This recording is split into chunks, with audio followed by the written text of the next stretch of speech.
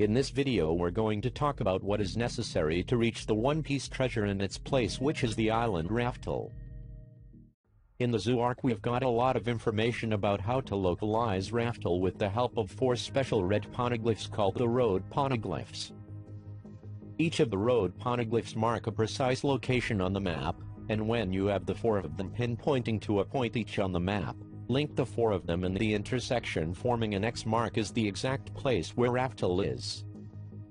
Now in theory you can get to Raftel with just 2 road poneglyphs, but not any 2 of them. That sound crazy. However, in paper you can travel in a straight line between 2 places indicated with 2 road poneglyphs that are part of one of the 2 lines of the X mark and not these 4 possibilities. The Straw Hats now have 2 road poneglyphs, but they have 2 in a 6 chances that those in their possession forms a line of the 2 lines in the X mark. But in theory, if they have one of these 2 good possibilities, the only thing they have to do is to travel in a straight line from a point to the other and they will find Raftel for sure. However, we are talking here about the sea and not land, and traveling in a straight line on the sea is very difficult, let alone the sea leading to Raftel. But the 3rd road poneglyph might ease things a little bit, because the triangle of the tree of these locations contain the point of the location of Raftel 100%, and traveling in that triangle will guarantee finding Raftel if doing that is possible in the conditions of that place. All that aside, we still have a big enigma in our hand. How did Roger get to Raftel?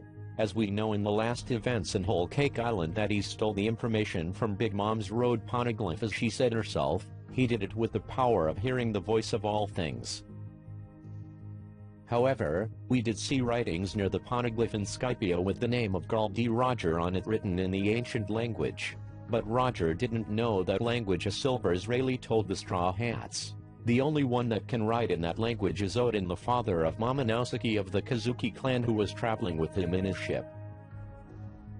Nevertheless, we still have a problem here. Did Roger get the information from all the road poneglyphs just like he did it with Big Mom's road poneglyph by hearing its voice? Or was it the only one that he did get the information from in that manner, and Odin helped him decipher the remaining ones?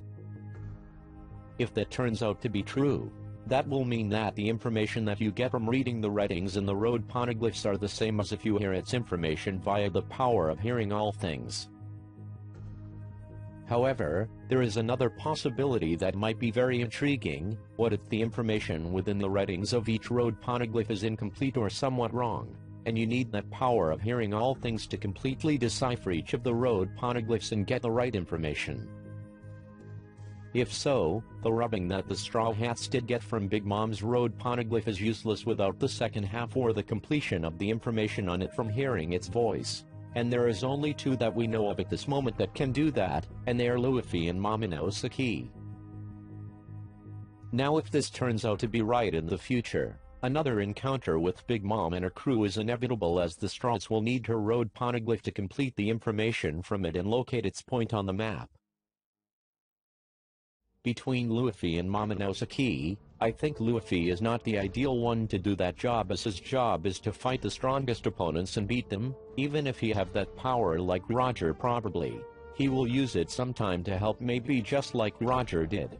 But with the introduction of Momonosuke, I think Oda decided to give that job to Momonosuke instead, while Luffy is doing something else like fighting a strong opponent, for example. And when it comes to pudding, I don't see her having the same power that Roger, Luffy and Momonosuke all have of hearing all things. That if her 3rd eye is the source of her power proclaimed by Big Mom and not just a sign that the 3-Eye tribe has the potential to awaken the power of hearing all things.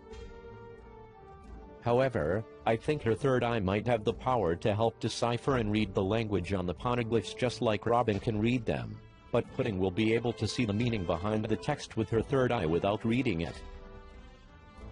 And if the information delivered by the voice of the road poneglyphs is necessary, Pudding's efforts with her supposed power will not let Big Mom to what she wants.